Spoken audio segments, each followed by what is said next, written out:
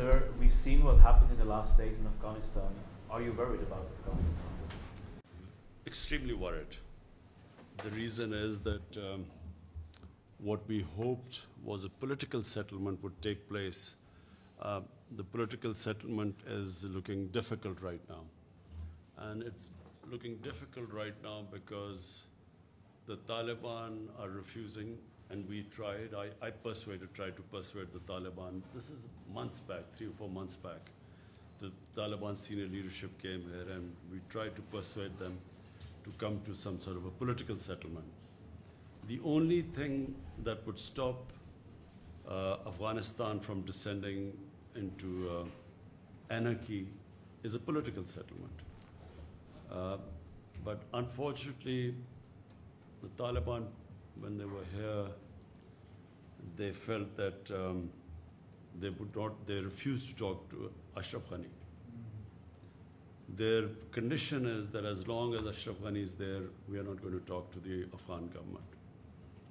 And here I want to say that in 2019, when Pakistan persuaded Taliban to start talking to the Americans, I suggested that there should be, before the presidential election, there should be an interim government so that, the elections would be inclusive.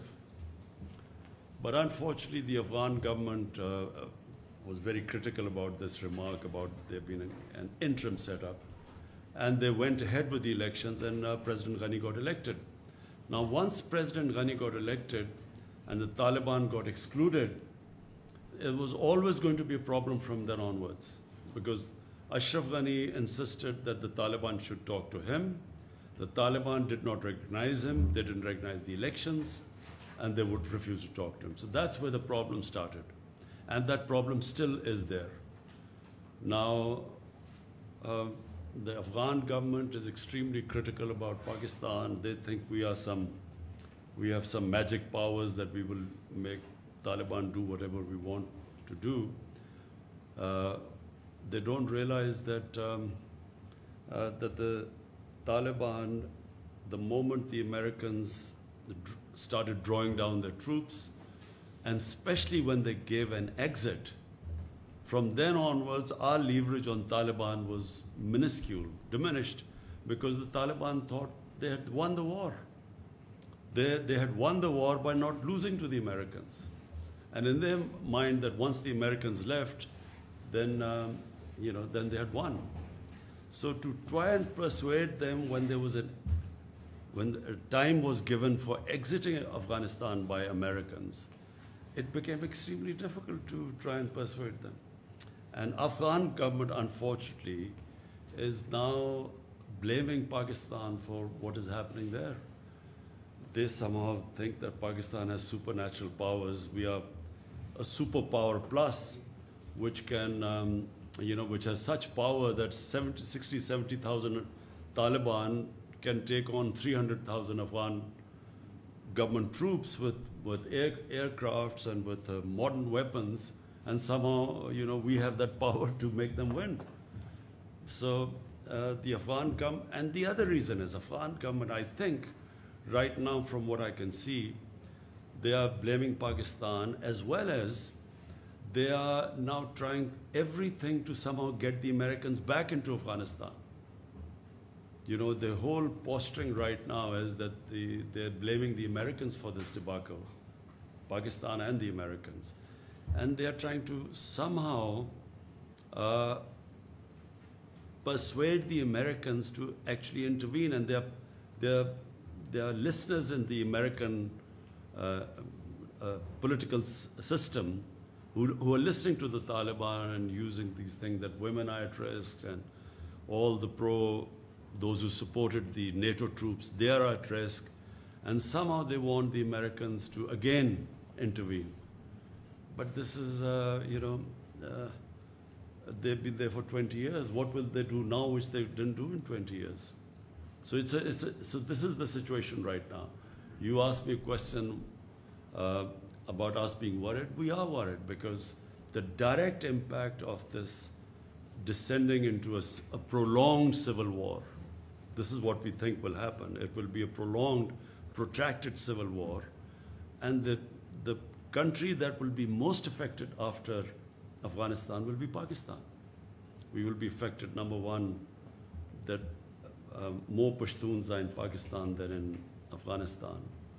Taliban is basically a Pashtun movement, so it will flow into our Pashtun areas. And it happened after 2003-4. It happened that our Pashtun areas reacted to what was happening in Afghanistan, and Pakistan lost 70,000 people in that because we supported the Americans. And so there's a likelihood that again in our Pashtun areas we will have problems. So that's number one. And then having lost 70,000 people and over $100 billion lost to the economy, half of our tribal area people were internally displaced. About 3 million people were internally displaced. So that's number one worry. Number two is refugees. We already have 3 million refugees in Pakistan, Afghan refugees. 3 million registered. We think there are over about 500,000 more than that. So last thing we want, our economy is just recovering. We do not want another inflow of refugees. And number three is that, we have now great plans of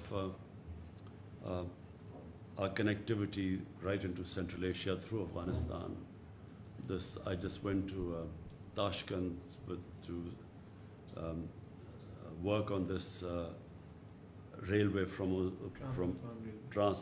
Uzbekistan connecting through Afghanistan, through Mazar Sharif and into Pakistan, which would connect this whole area. So this is our future, it's geoeconomics. And we are worried that if there is a civil war in Afghanistan, this whole economic agenda of connectivity with Central Asia goes out of the window. So that's our worry. Sir, in case of the Taliban takeover of Kabul, what will be your government's policy? Will you close the border or cut relations with Afghanistan? What will happen, I can't say. But what Pakistan wants is Pakistan will deal with any government that is elected or selected by the people of Afghanistan. So whoever people of Afghanistan, the government they feel represents them, Pakistan will work with them, whichever that government is. What would a Taliban takeover mean for Pakistan? Taliban takeover depends what sort of a Taliban takeover it is. If it is a Taliban takeover which becomes inclusive with other players, and it includes, it will be the best thing for Afghanistan if it is an inclusive government. But if it is exclusive government with fighting going all over Afghanistan, we believe that if the Taliban try and form an exclusive government through military takeover, this will mean a protracted civil war. And that is, as I said, a nightmare scenario for Pakistan. So there's, it seems, even though everyone's gathered in Doha today, I believe there's a Troika meeting as well, it seems like there's a last-ditch effort to try to come to some sort of solution. Do you think there's lots of suggestions as to how this could move forward? The Taliban have one suggestion too, which is that Ashraf Ghani should step aside.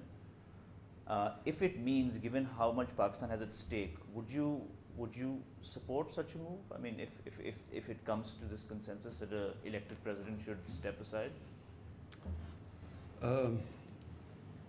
Number one, at the moment, the top priority should be a ceasefire, because obviously civilians are affected, and civilians will get more and more affected as this fighting rages and gets into the main cities.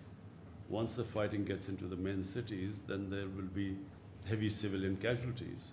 So therefore, at all costs, there should be a ceasefire. Now, what would it take for a ceasefire? And that's what the Doha talks are all about.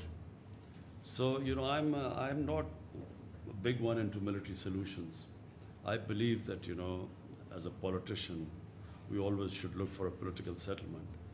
Now, let's hope that there is some sort of a political settlement, but that will only happen if Taliban realize that they cannot take over the whole of Afghanistan through military means, and the government side realizes that they too have to give to come to the ceasefire. So they will also have to make compromises.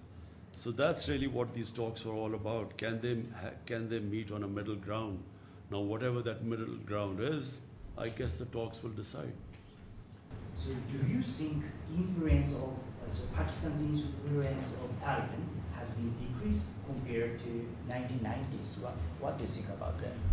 Let me remind you that, Pakistan was the three governments that recognized the Taliban government in 2001.